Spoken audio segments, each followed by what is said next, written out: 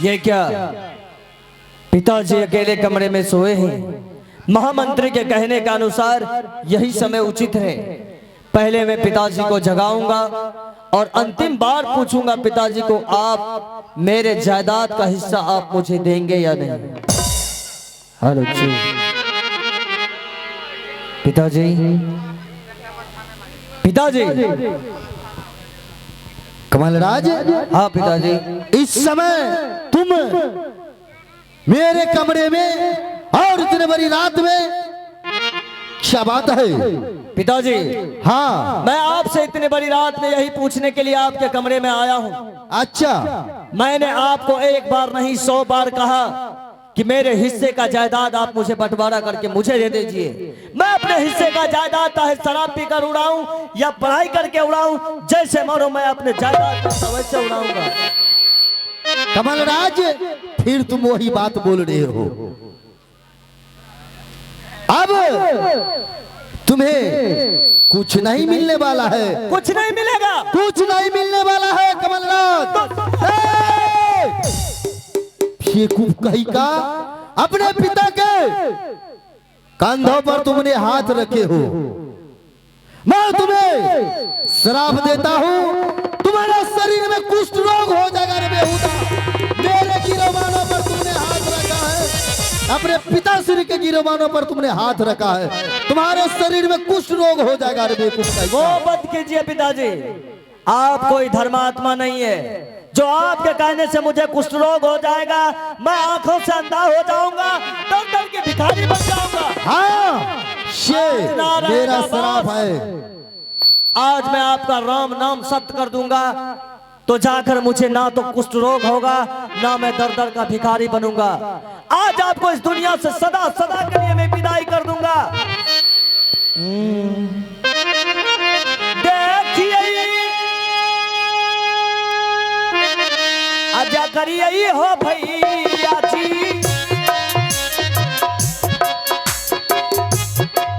महालयमा हो आजू होती नमा।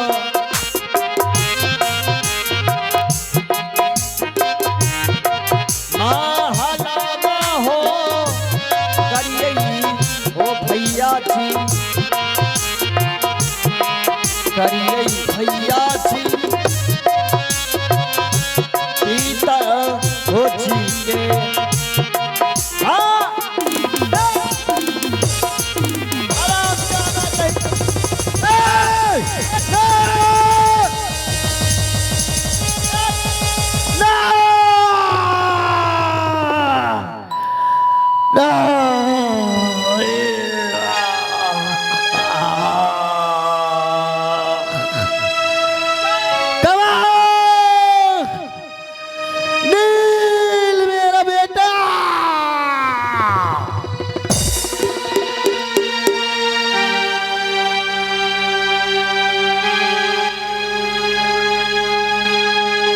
बार बार मैंने आपको समझाया,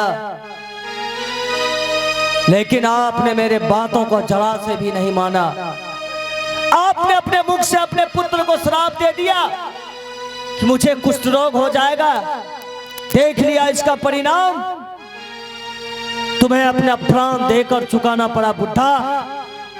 और आज दिन के बाद बचा है इस महल में एक और चंडाल, मैं जो कि मेरा बड़ा भाई नील है। वो हरामजादा आएगा इस महल में पिताजी के पास रोने के लिए, गिड़गिड़ाने के लिए। जैसे उस वो हथियार को उठाएगा, उसी समय मैं महल में प्रवेश कर जाऊंगा और उस हरामजादे को उस खून के जंजाल में फंसाकर उसे इस महल से धक्के मारकर मैं बाहर कर दूंगा।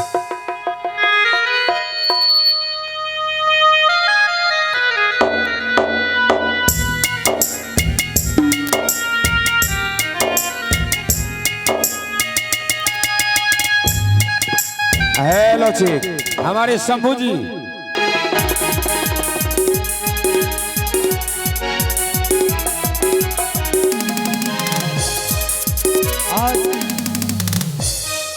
अभी तक मेरे पिताजी सोए हुए हैं। ऐसा लगता है कि उनके आंखों का नींद अभी तक आंखों से गया नहीं है।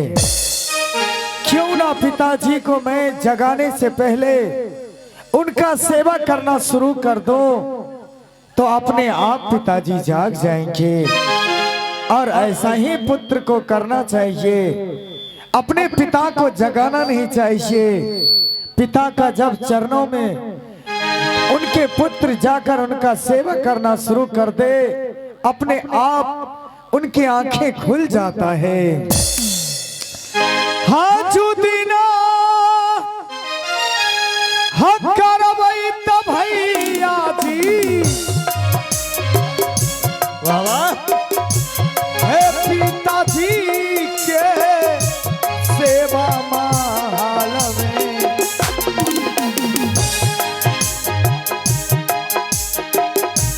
ओ पिताजी के सेवा हो करवई करी ले वही हो, पिता हो जी के सेवा।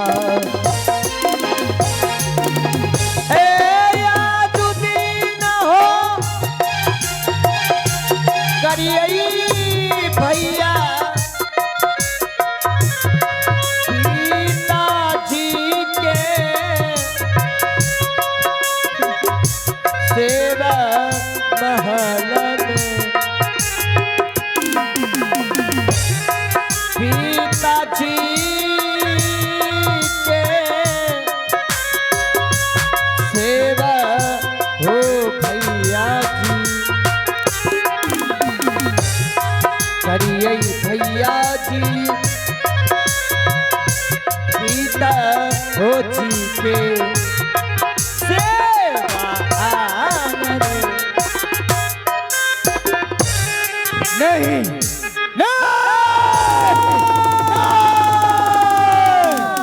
नहीं, ऐसा नहीं हो सकता। ये नंगी तलवार में लगा हुआ खून, ये खून संबोधित करता है कि आज मेरे पिताजी का किसी कायर चंडाल ने हत्या कर दिया, मेरे पिता का हत्या कर दिया। लेकिन इस समय दरबार के आगे पहरेदार लगा हुआ है। जब कोई अंदर से बाहर नहीं जा सकता और बाहर से कोई अंदर आ नहीं सकता, तो मेरे पिताजी का हत्यारा कौन हो सकता है? कौन हो सकता है? मेरे पिताजी का हत्या कौन कर सकता है? पिताजी, पिताजी, एक बार आप अपनी आंखों को खोल करके अपने मुखारबिंद से बताइए कि आपका हत्या किसने किया।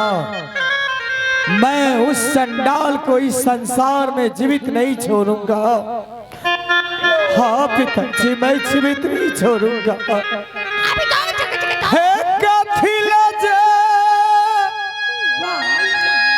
हमारा लका हो पिताजी, जय महादेव। आज के दिन महल में, आज के दिन महल पिताजी, हे चाली दे लो छोरी दे हो आलिए।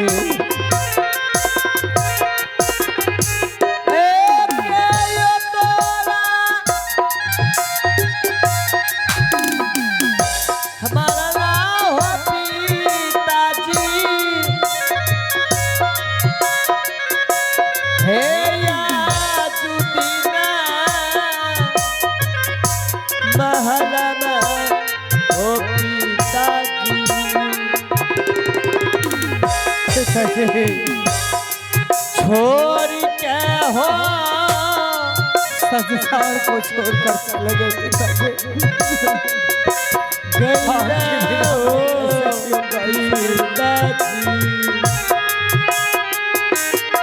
कैसे रहा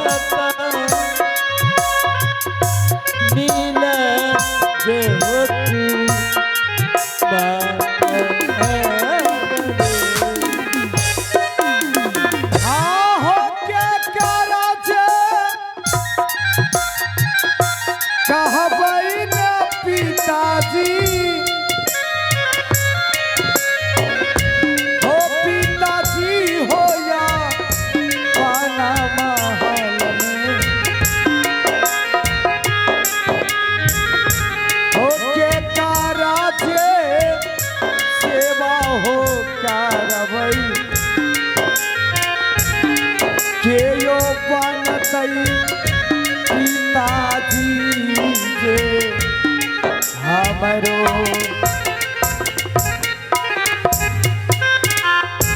एक आवश्यक सूचना है, देखिए भैया, किसी का सामान खो जाता है, ये हम लोग भी जानते हैं कि खोया हुआ सामान नहीं मिलता है, लेकिन उस बेचारे का सामान खोया है जिसको देखकर आपके दिल में भी दया आ जाएगा। बेचारा अपने जुबान से बोल नहीं सकता, छोटा फोन है, अगर किसी को मिला हो तो दे दीजिए उनको, उससे कोई लाभ नहीं होगा। मैक्रोमैक्स का फोन है, जिस बेचारे का फोन खोया वो अपने जुबान से बोल नहीं सकता है, भगवान के घर से उसका है। आपका फोन मिला था बाबूजी, आप किसी को दे दिया है, बेचारा जुबान से बोल नहीं सकता है।